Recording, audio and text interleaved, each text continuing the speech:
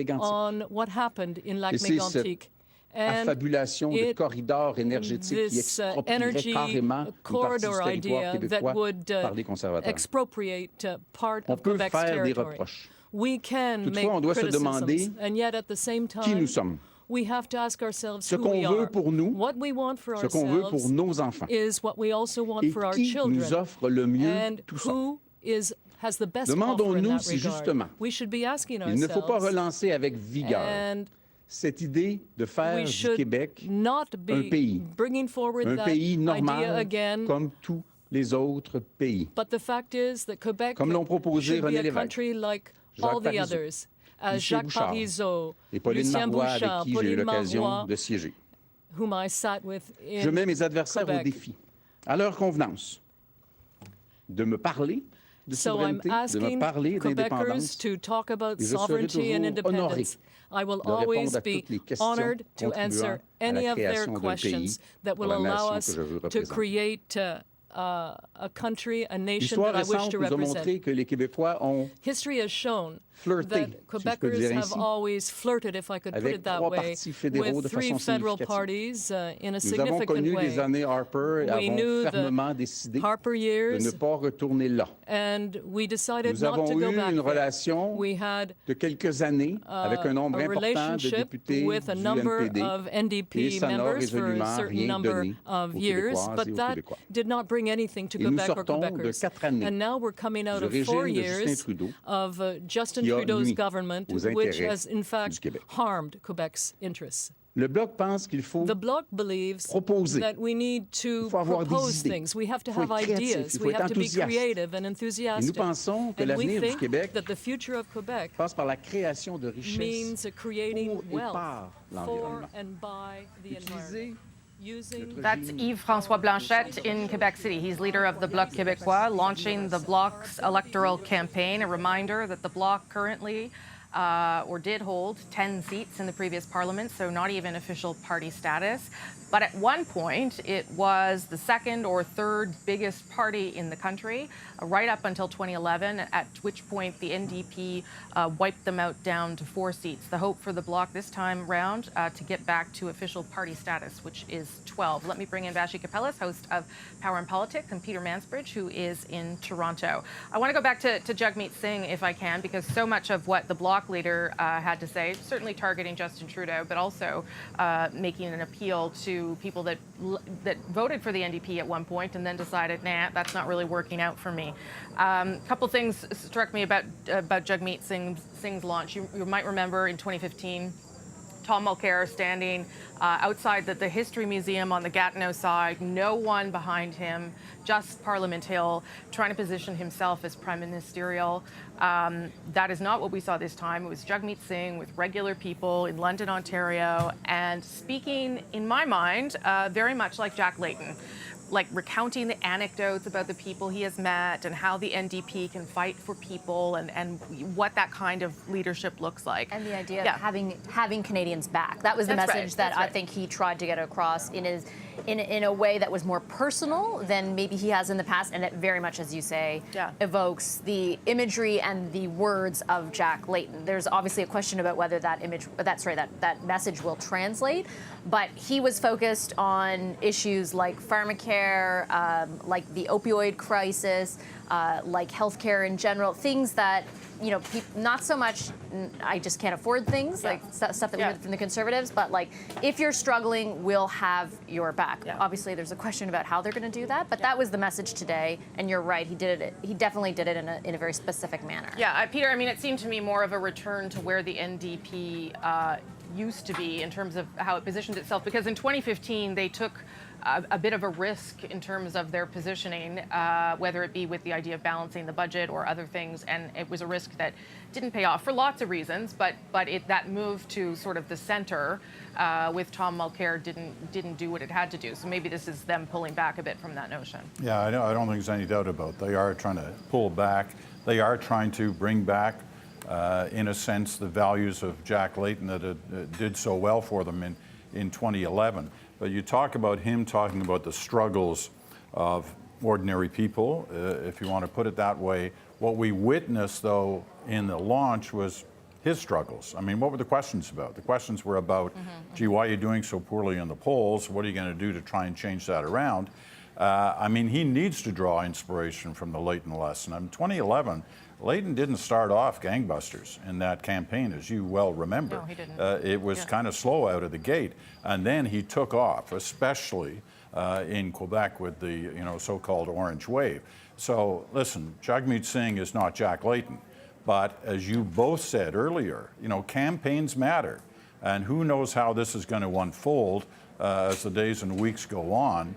He needs to take risks, Jagmeet Singh. He really needs to take risks. He took one the other day when he said he wouldn't support the Conservatives, so they wound up in a minority position. That is a gamble, to say that this early in the game. But he's going to need to do things like that to draw attention to himself and to move the questions away from, geez, why are you at 11% in the polls? Yeah, I mean, one thing people probably don't know at home, but I think is important to think about are the teams behind the leaders. And for Jagmeet Singh, it is not the Jack Layton team, and it is not even the Tom Mulcair team. It is a new team of people. Some people borrowed from the provincial party and some provincial success, but that's part of what I think explains maybe some of the disorganization. Whereas you look at Justin Trudeau, the Liberal leader, it's exactly the same team with even maybe some other people that were part of his leadership campaign, because they believe that team can bring him some success. Yeah, most definitely. And just to pick up on what Peter was saying on the idea of Jagmeet Singh taking risks, the tools he's able to do that with are limited because, like other people like Maxime Bernier, he's already released most of his platform. So that's a bit of a point of curiosity for me. I'm wondering, I mean, Peter's absolutely right, like his take on the minority government and not support on issues, he can certainly establish himself. Maybe on Bill 21, we didn't really hear anything different today, as sort of a risk taker. But what kind of things are they going to put in the front window, to use an often coined political term, to take those risks, or to put something that distracts people from that narrative that Peter rightly pointed out he was asked over and over again, what are you going to do about your dwindling poll numbers? Like, what is he going to do to put something else in there for Canadians to look at, because we've already seen his platform. Yeah, and it's probably even more challenging for him because, as the NDP likes to remind people, the Liberals have borrowed some of their best ideas. Very true. A big part of what we expect the Liberal platform to be about not universal, but some sort of pharmacare plan targeting perhaps particularly people who don't have private coverage. There might be a federal guaranteed minimum wage, which has long been an NDP plank. Anyway, there's lots of pieces of progressive platforms that the Liberal Party is going to draw from, which will make things really difficult for Jagmeet. Peter, let's just go back to the Liberal leader, because you've spent lots of time with him, and I wonder how you, watching him today versus how you saw him, that particularly that time you spent with him before he announced his cabinet, what you see are his biggest challenges in terms of how he's changed over the past 4 years. Well, you know, leadership changes you, and being in that office changes you. But you also have to, you know, deliver on what you promised. I mean, as we remember, 4 years ago, he went into that race in third place. And when you're in third place, you kind of make promises that'll get you into second place, if you're lucky. Sometimes you don't have to defend those promises because you wind up in second place and never have to implement them. He wound up in first place, he had to implement them, some hang over. You know, the proportional representation issue, still an issue in parts of the country that he failed on that commitment to push that. But you know, watching him this morning underlines, and you kind of touched on this a little earlier with that issue, underlines those 78 seats in Quebec and the dance you have to do. For the Liberals, those 78 seats are critical, as you know. I mean, they are going to lose seats in parts of the country. Quebec offers them an opportunity to pick up seats. So they're looking at Quebec as a way of canceling out what they lose elsewhere if things, you know, go well for them overall. So they do this dance on C21. And as you pointed out, Rosie, there, you know, others are doing the same thing. But he's the Prime Minister. And this is a fundamental issue about Canada. And, you know, there was probably an answer in his questions that in some ways, to some degree, satisfies every argument in that debate. I don't know how long you can get away with that, but it's, you know, it's a tricky one, but it really underlined to me the importance of those 78 seats, especially to their campaign. Yeah, I mean, it did remind me, too, of the niqab debate in 2015, where, you know, Stephen Harper took the position that you could not wear one during the citizenship ceremonies. And And Justin Trudeau was much clearer at that time, which actually did him a lot of benefit because he sort of captured a little bit the spirit of his father with multiculturalism and acceptance, and didn't seem to be worried about the risk of saying that. But in this case, I don't know that anyone actually can go too far because of the political damage. Yeah. Actually, I would say that's probably my big takeaway from today, listening to all the press conferences, listening to the questions that were asked, particularly in French, which, as Peter and as you pointed out, dominated the Liberal leaders' press conference. Bill 21, I think, emerges on this first day as something to watch in this election campaign, and the carefulness with which each leader tried to tread that middle ground. We don't like it, but the real question is, what are you going to do about it? And nobody actually provided an answer to that, which I think acknowledges the degree to which they are very, very concerned about any kind of misstep in Quebec. And we know from, as you point out, the NACAB debate, that even one comment, one word, can change your fortunes in that province. And I think they were clearly absorbing that and reflecting it in their answers. Yeah, I mean, I think that the Liberals are interested in running a similar campaign as to 2015, albeit with a record, but trying to define things around values as opposed to the economy. And I think we saw a little bit of that from the Liberal leader this morning, because a values conversation against the Conservatives is one that they are more than willing to have. And we've seen them try to do that by pushing the abortion issue, the same-sex marriage issue, all that kind of stuff. Just so people know, we're standing by for the Green Party leader, Elizabeth May, who's in Victoria. She should be with us in just moments. Peter, maybe I'll go to you again, because Liz May's been around an awfully long time, and this is, I don't know if it's a make or break moment, but if she can't, take this momentum and translate it into more than, say, 2 seats, which is what she has now, I don't know what that means for her future as a leader, but also for the Green Party. There's interest in this party like we've never seen before. There certainly is, and in different parts of the country. I was struck by something you said an hour or so ago, Rosie, because I hadn't thought of it that way, but she does have more experience as National Party leader than any of the others in this election campaign. She's the veteran. It's like watching the veteran sitting around the table at the G8 or the G7. But I think you're right. She's got to hang up on the board a number of new seats that break through into different regions. Yeah, okay, I'm going to cut you off, Peter, if you don't mind. You've done it to me, so I can do it to you now. Here's Liz May speaking in Victoria.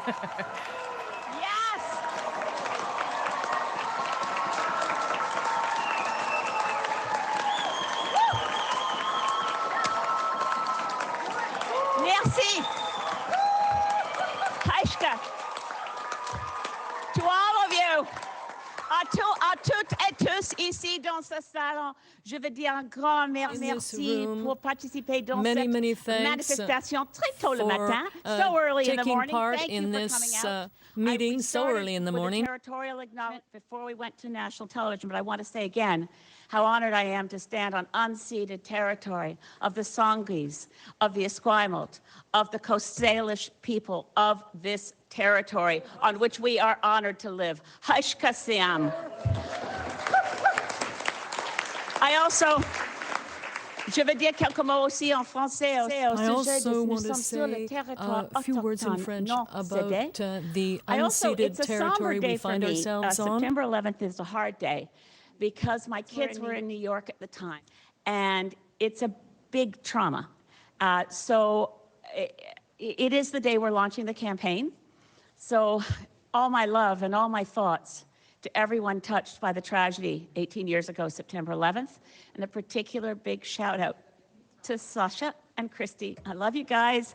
It's a tough day, but I'm off to the races and I gotta do it. So there you go.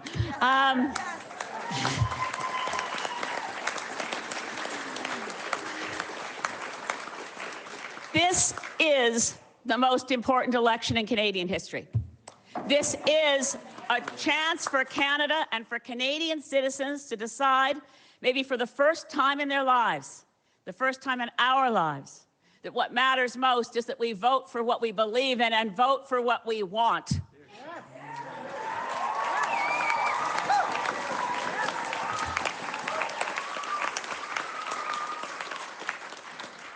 what Greens will do in this campaign, all of the candidates standing with me here on stage. Oh, hey, student climate strikers, come up here and join us. Come up here, kids.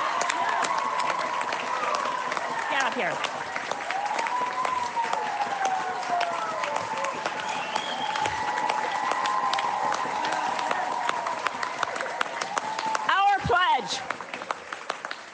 Our pledge as adults is that we will never abandon our children. Le Parti Vert s'est fait un grand engagement pour protéger l'avenir pour nos enfants et nos petits-enfants, et ce n'est pas une question de négociation. And it's not something that can be negotiated. We are definitely pledging to protect our society, our world, our nature, and our children. À l'avenir contre urgence climatique. Against we are going to stand firm. Crisis. This election is about telling the truth to Canadians about how serious the climate emergency really is. And we do that in order not to create fear. We do that in order to give everyone hope. We have a plan. We know this is a climate emergency, and we don't just use the words without understanding their meaning. How could we in Parliament have passed a motion June 17th that we're in a climate emergency, and the next day our government committed to spend $13 billion on the Trans Mountain Pipeline to drive up greenhouse gases? We will continue to stand firm. We will hold the line. No one can dissuade us from seeing clearly that we need to move away from fossil fuels as quickly as possible. And that's Mission Possible. Nous avons un plan, il s'appelle Mission Possible. And it's called Mission Possible. It is possible to eliminate our dependency on fossil fuels and to do that in the time available. We have to do it. It's not a choice. So we know we can eliminate greenhouses along the timeline that the Intergovernmental Panel on Climate Change has given us. To do this, we have to jettison partisanship. What has blocked us from action since 1992, when Canada signed the Framework Convention on Climate Change? It's been petty, short-term political considerations that clouded the thought processes of people who knew better. It's time for every so-called leader of every party to join us and accept the targets that are driven by science, not by politics, driven by courage, not by fear, driven by hope for our children's future, and an absolutely solid resolve that nothing matters more than ensuring our children and grandchildren can live out their natural lifetimes in this beautiful country with a civilization that supports us. C'est vraiment maintenant, on doit mettre sur pied un projet de société pour tout le monde d'aider, pour tout le monde de travailler ensemble. Et c'est clair qu'on doit travailler dans une façon non partisane. On doit faire comme un cabinet dans le temps de la Deuxième Guerre mondiale. We need to work together as if we were on a wartime footing. We need an internal cabinet that absolutely commits across party lines to doing what we have to do. We can transform our economy.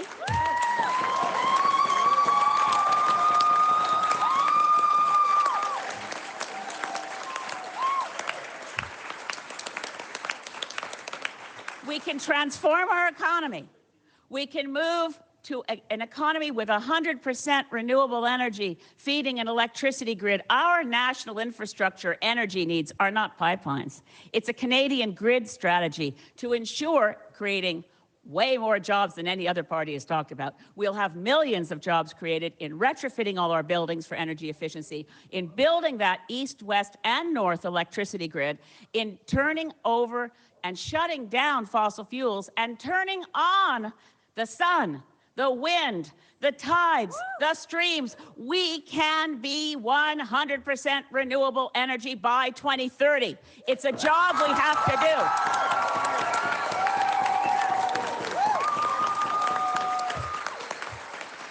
And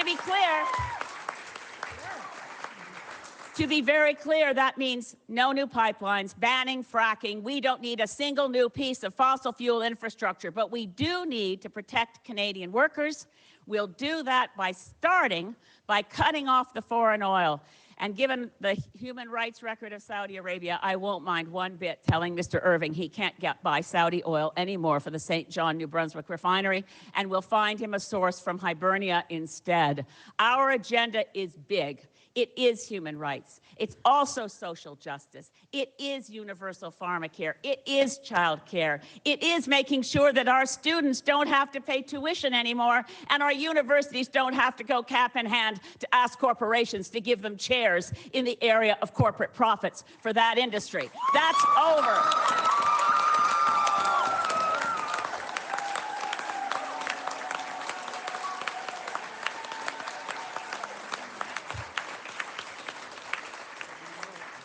We are clear as Greens. Maintenant, nous comprenons bien qu'on doit éliminer l'influence perverse des grandes entreprises transnationales. The influence of transnational corporations on every aspect of our lives is perverse. And it is, in fact, what a lot of regulators refer to the industry they regulate as their clients. We are the clients of the Government of Canada. We are the owners of the Government of Canada. We are the citizens of this country.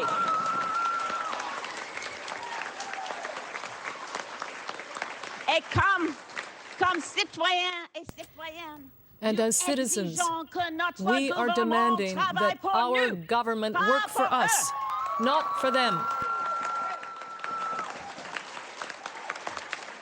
And we know that we cannot achieve a world that's safe and secure for our children and ignore injustice. That's why at the center of everything we do will be respect for the United Nations Declaration on the Rights of Indigenous Peoples and a fight, a real fight for reconciliation that we will not give up till every kid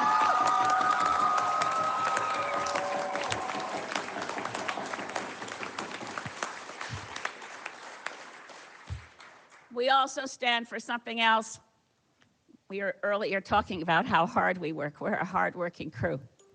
No, that's my Bowser telling me. We are a hard-working crew. Every single Green Party candidate across this country is prepared to roll up their sleeves and work to get it done for our kids, for our friends, for our neighbors, for Greta Thunberg. When Greta says the house is on fire, the appropriate response from grown-up leadership is to say, all of the little ones, go out quickly and get to safety. We've got this. We'll call 911. We'll put out the fire. We'll deal with this. And the people in this country who don't understand this is serious, if I have to, I'm going to throw you over my shoulders and take you out of the burning building, because we're going to save you too.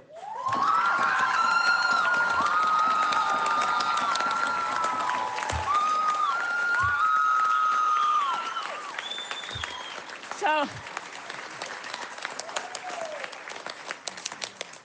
to Canadians, I ask you to consider how much happier you'll be with your vote when you know you're voting for a candidate, a party, and a leader who has your back, who earns your trust, who never lets you down, who never makes a promise we can't keep.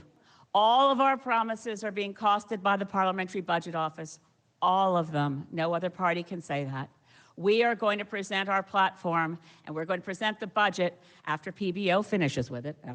We gave them the numbers in June, by the way. It's taking a while. We have a lot of things we're committed to, including what I've mentioned in terms of pharmacare and universal child care, and making sure that we can bring in a guaranteed livable income by mid-century so we eliminate poverty in this country for good.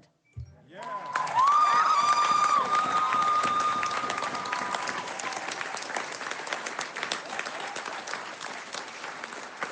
Nous sommes engagés pour protéger cette société du Canada, pour protéger l'avenir et pour protéger tous les travailleurs qui maintenant ont peur à l'avenir.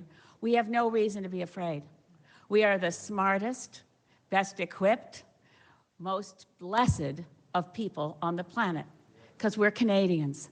And we believe in our heart of hearts as Greens that by working together across party lines and asking Canadians to think about, if you really want to change how things look, please change your vote and elect a Green government to Canada. Thank you.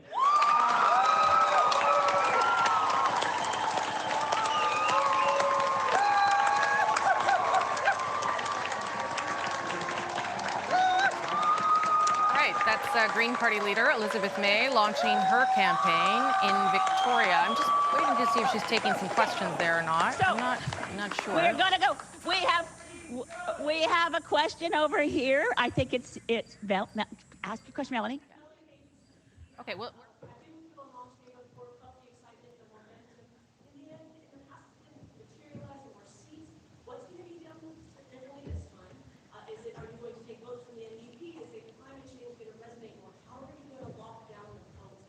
Yeah, Greens don't split votes. Greens grow votes.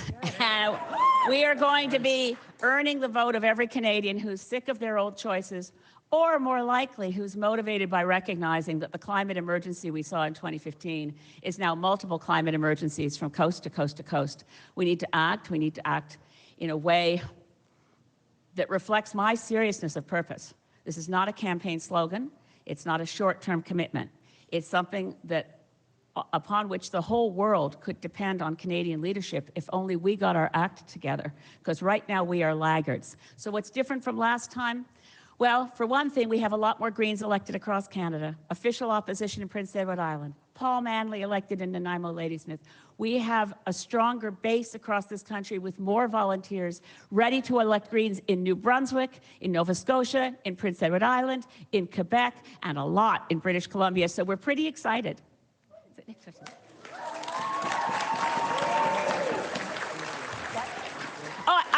And Ontario, sorry, Ontario.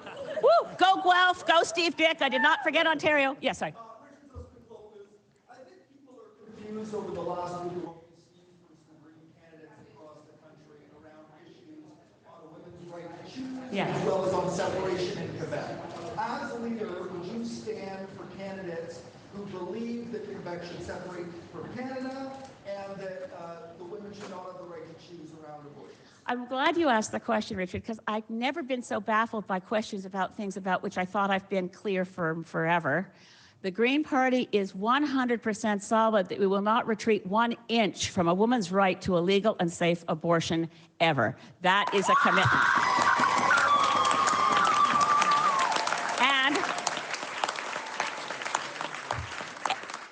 we will not let candidates break a sacred pledge. And every MP who signs as Paul and I have done, signs the role to become an MP, takes an oath to support, defend, and protect Canada.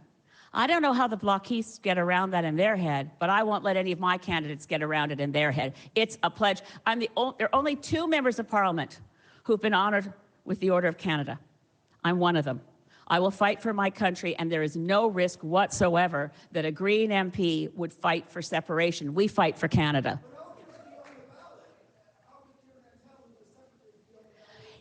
As far as I know in all my conversations with him, he's not a separatist. He's a strong Quebecer within the context of Canada.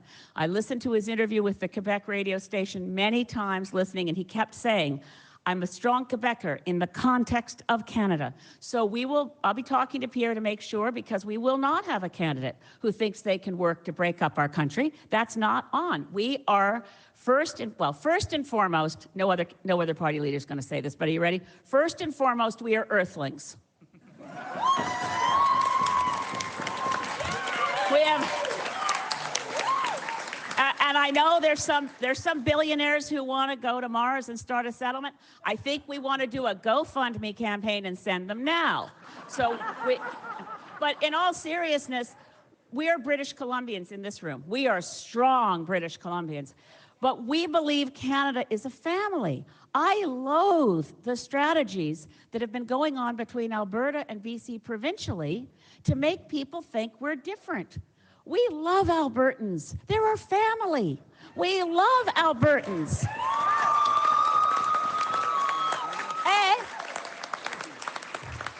Nous aimons profondément notre famille au Québec.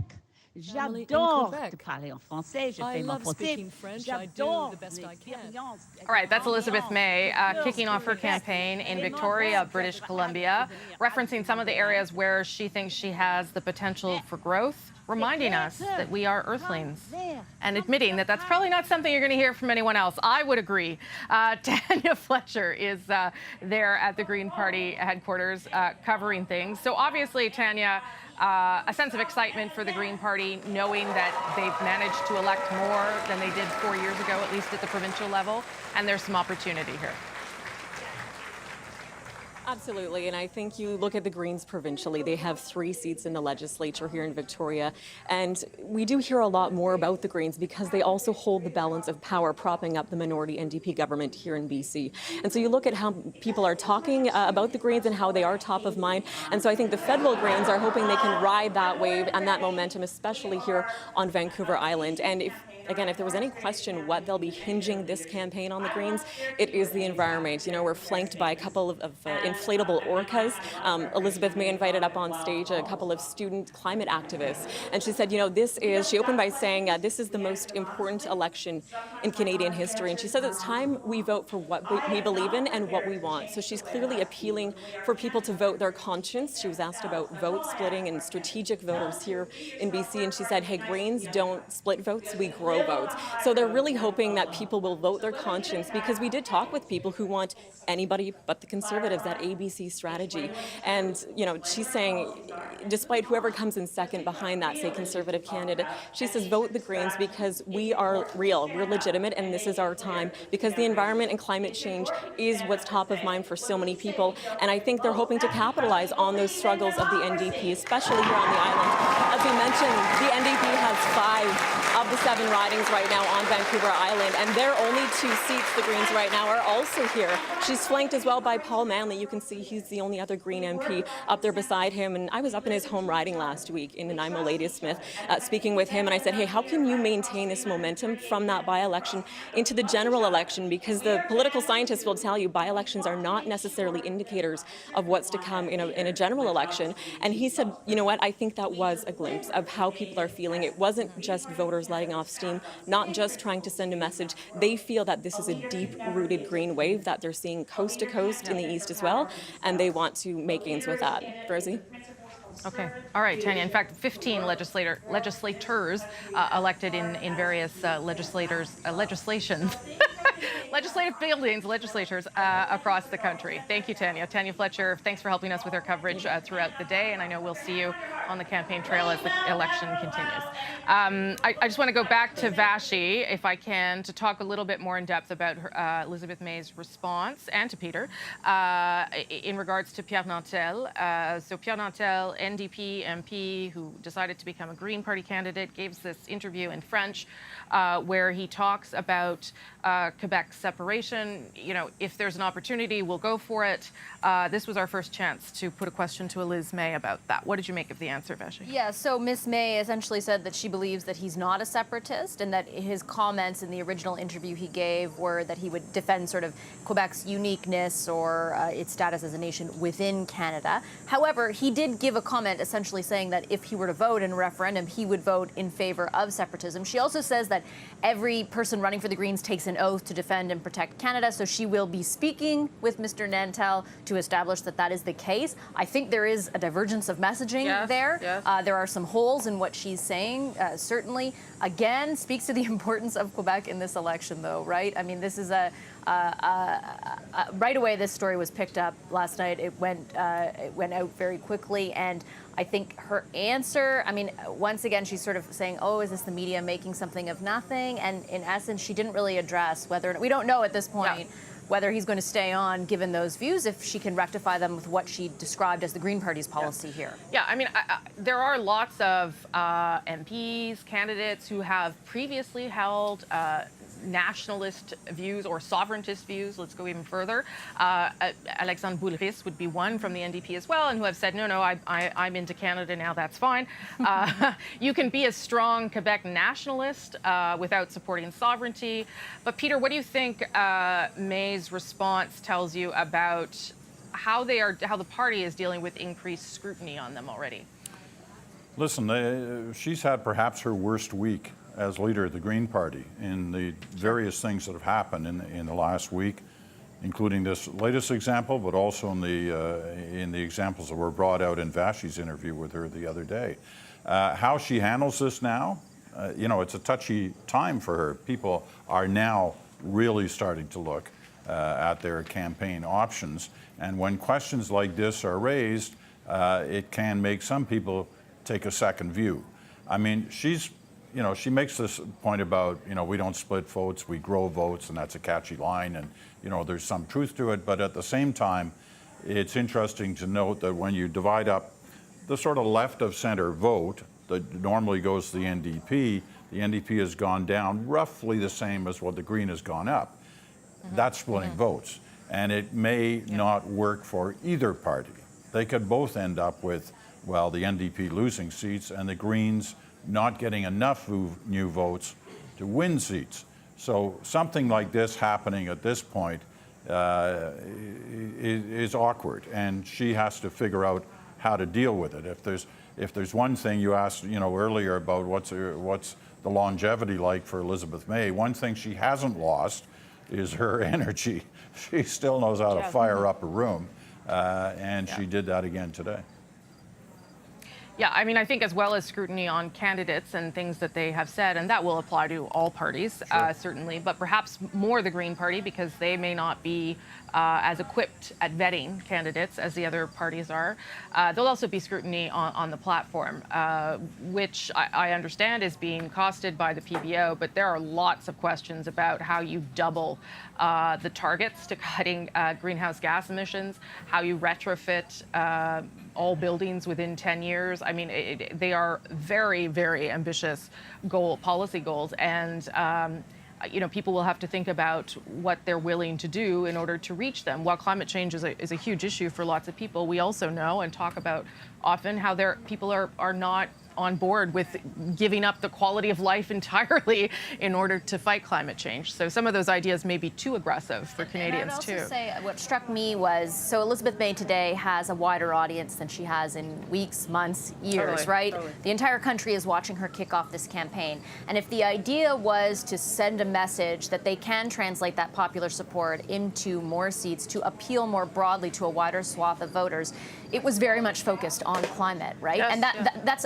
I understand why to a certain degree, but otherwise, what did we hear about? A little bit about poverty and a little bit about costing their promises, but not a whole lot about what else they plan to do for this country. And I think, in a way, it's a bit of a lost opportunity, right? Because we know those targets, and there are questions to come for them, and there are, they have a very thorough plan when it comes to attacking climate change. But what else are they going to offer voters? And I'm not sure they capitalize. Well, and if you're not going to talk about it, how real is your promise of forming government? I guess, right? Peter, I'm gonna let you go forever. So I want one last, not forever, for today, one last thought from you about what you think Canadians should keep in mind as they start paying closer attention to everybody over the next 40 days. Well, I hope they do exactly that, which is pay close attention. I mean, this is democracy in action, right? And we all have to participate in some form if we're going to take democracy in our country seriously. It's easy to say sometimes, oh, I hate them all, I'm not going to vote. That's a cop-out. You really want to get involved and understand the issues and understand where the different players are coming from. What we witnessed today was kind of a classic day one launch. I don't think there were any fatal mistakes on the part of anyone. We've seen some of those in past years. There'll be things that some people may consider they were tripped up on. But for the most part, day ones of launches don't gain you new votes, but they run the risk of you setting a course that could lose votes. I'm not sure anybody did that today. I don't think so. I didn't see any sort of gaping errors on the part of everybody. But the game is on now, and it's just starting. And it's a purist. It's more than just a game. It is the future, and it is the future of the country. And so we should all pay close attention. There are 40 days to go. Lots of things are going to happen here. There are going to be diversions. There are going to be incidents that we can't even think of right now that could play into the campaign. Last time round, remember we had that poor young boy who died on the beaches in the Mediterranean, which had a huge impact on the whole debate around immigration and how we conduct our refugee policy. So things can happen that interfere with the plans of the backroom strategists on campaigns. And you can be sure that things will happen on this campaign too that have an impact. So it's pay attention time. Okay, and Peter, we will pay attention for your documentary, which I think is coming Thanksgiving weekend, and I know we'll talk to you through the course of the campaign. Thanks for being here today. Appreciate it. Thanks, Rosie. Okay, let's go back to two of our campaign reporters who are heading out on the hustings. The CBC's Hannah Thibodeau, who is with Jagmeet Singh, and David Cochrane, following the Liberal leader Justin Trudeau. I'm going to start with you, Hannah. So Jagmeet kicked it off there. He got some tough questions, including from you, about, hey, what do you do when you're not doing very well? Presumably, he wants to get those questions out of the way so he can talk about actual issues. Well, the only way he can get those questions out of the way is by nominating the rest of his candidates. Right now, they're at 234 of 338. They say that it's because they want to get diverse candidates, but let's be frank, October 21st, we knew, it's just like December 25th, it was coming. And it shows that there is potentially, either, a lack of organization behind Jagmeet Singh, or is it about the leader himself? So we'll keep an eye on that over the next little bit. But also the questions about money and fundraising and how he's going to do this campaign. He continued to sound hopeful on this, but not only that, he was also asked about Elizabeth May kind of nipping at the heels of the NDP, and he says, well, I don't want to talk about Elizabeth May. I'm still, running against Justin Trudeau. So he's going in with the right frame of mind, but whether he can push and get that attention is going to be the big question. One thing really interesting, I went to talk to a couple of young people who were standing behind him, and one of the girls, her name was, she's 24, Lindsay Clark. I asked her, I said, oh, how come you're here today? And she said, well, I want to find out about all of the parties. So she wasn't even sure at the end of today that she was in fact going to vote NDP, and she was standing right behind Jagmeet Singh today. So you can see that there's a lot of issues he's going to have to overcome, and one of the big ones is going to be the debate as well, and he's going in to go into rehearsals to ensure that he really shines on that first debate. Okay, Hannah Thibodeau following NDP leader Jagmeet Singh for the beginning of this campaign anyway. Thanks for that. Hannah, we'll talk again soon. Quite welcome. Let me go to David Cochrane. Hannah there mentioned the debate tomorrow. That is a McLean City TV debate where there will be people there. Justin Trudeau is not one of them. He's only accepted 3 debates. I see you've now put yourself in front of the plane, the Trudeau plane there, David Cochrane. How are they feeling about how things were kicked off here? Yeah, Rosie, as you can see, my Uber has arrived. I requested the larger one for a bit more legroom because we've got the long flight out to Vancouver. Surge pricing's bad in an election, let me tell you. I think they're largely okay with how things launched today for the Prime Minister. He framed out in his prepared remarks back at Rideau Hall what he thinks this election is about, a choice about the future. He batted away the questions about SNC-Lavalin and tried to focus very heavily on a choice for a government that champions climate change fighting and help for the middle class. That's what they want this to be. And right now he's going to try to take that message. We're going to board this plane soon and head out west. And we may actually see Elizabeth May and Tanya Fletcher because we're going to Vancouver for a rally today and then maybe into Vancouver Island and to Alberta the day after that. So Trudeau is going into areas that are important battlegrounds for him, Rosie. I mean, the lower mainland of British Columbia, where we're going to be tonight, there's 4-way splits there with the Liberals, Conservatives, the NDP, and the Greens fully in play. But they're going there to try to hold on to that base because as election night unfolds, depending on how tight it is, British Columbia could decide not only who wins government, but whether it's a majority or a minority. So that's where Trudeau is headed. He started the campaign in 2015 there. It worked out pretty good for him. He's hoping to catch her magic in a bottle a second time in 2019. Okay, I know you've covered politics for a long time, but this is your first federal campaign, so have fun. Thanks. It's just going to be a good time. It will be. Okay, we'll talk lots. Thanks for your help with today, though, David Rosie. Cochrane. Standing by with the Trudeau plane on his way out to British Columbia. Before we leave you, we're going to check in one more time with Eric Grenier. He is back, I believe, in the Power and Politics studio with his fancy graphics to give us a sense of where we are on this day, day one. Remember, this is a snapshot of now, but things will change. So, Eric, over to you. Yeah, well, we are looking at a really tight race between the Conservatives and the Liberals on this day one. We have a tie in the poll tracker between the two parties at about 34% apiece. One of the things I'm going to be watching, though, is what's going to happen with these two other parties. The New Democrats at 13% and the Greens at 11%. What happens with them might have a big impact on what happens with this very close race between the Liberals and the Conservatives. But right now, it's really a toss-up, and that's why the next 40 days are going to be just so important. Okay, and you can check out all of Eric's information, which he updates on the regular at cbc.ca/politics. He'll be on The National tonight. He's going to be with me every Sunday because I'm forcing him to work. We know that we're having fun, but we know that this is also a serious moment for Canada and democracy. And we know that you are going to take a hard look at everybody over the next 40 days to help you decide who deserves your trust, who do you want to give your vote to, how is the country going to change. And we are going to do the best job we can at bringing all of that to you. We take that very seriously. Here's a little bit of how we plan to do it. You care about your vote. It matters because you care about your family, your community. You care about Canada, where we're headed in the future, how the economy is handled, the health of our country, and the status of all Canadians. This election, we want you to have the information you need to make your best decision. Be sure to download the CBC News app. Vote Compass helps you find out how your views line up with Canada's political parties. And if you're wondering how the federal leaders are doing, Poll Tracker uses public polling data to make projections and probabilities. And subscribe to the CBC Canada Votes newsletter to get weekly election updates in your inbox. And tune in to The National as we will be exploring the issues that matter to you. We're hitting the road, visiting key battleground ridings that will map the path to power. Sunday nights on The National will be focused on the election with a new political panel that takes you inside campaign war rooms. And watch out for our new podcast, Party Lines. BuzzFeed's Elamin Abdelmahmoud and I will go beyond the talking points to make politics make sense.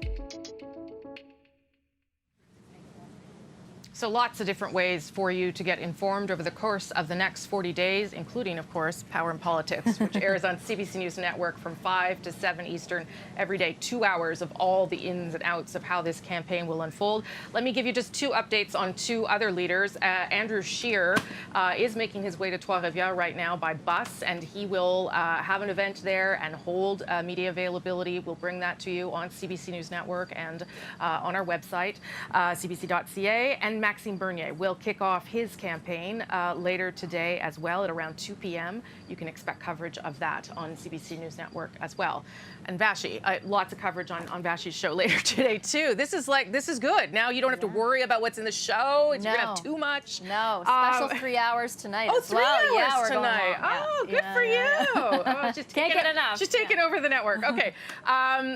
What stands out for you today on this first day as something? I know you talked about Bill 21, but as the thing that you're going to sort of watch now. I think, honestly, bottom line for me is, like we've been saying, every campaign matters. This campaign especially matters. You saw it today. They are so close that every word, every turn of a phrase could ultimately impact the outcome of this election. So much can happen in the next 6 years. I know that kind of sounds cheesy, but I think in this case it's really true. Yeah. I think it also means for people watching that, like Peter said, pay attention because actually your vote matters. It always matters. It really, really will matter in this election when it's this tight. For sure. And people, as I said, can watch Vashi for 3 hours tonight. She'll be dead later. But you can also watch her for 2 hours every night. I'm going to leave with one more thought. You've covered a number of federal campaigns. How do you think this one is different? Yeah.